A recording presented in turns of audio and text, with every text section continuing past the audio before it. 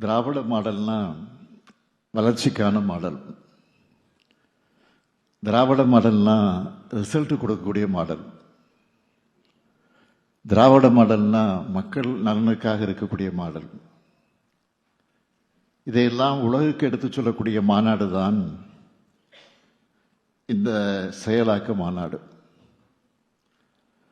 அது மட்டுமல்ல, தமிழ்நாட்டுடைய வளர்ச்சியை பொறுத்து சொல்ல வேண்டும் என்று சொன்னால், அதை பொறுத்து கொள்ள முடியாத ஒரு சிலருக்கு எங்களுடைய செயலின் மூலம் பதில் சொல்லும் மாநாடு தான் இந்த செயலாக்க மாநாடு. தொழில்துறை அமைச்சர் அவர்கள்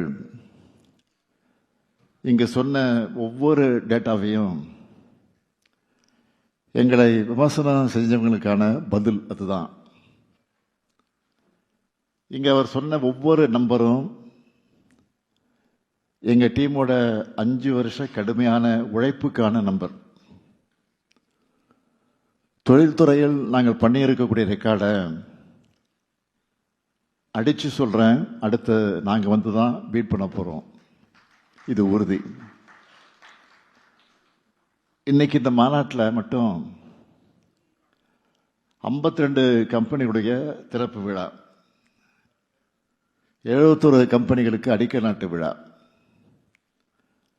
2 புதிய கம்பெனிகளோட புரிந்துணர்வு ஒப்பந்தம்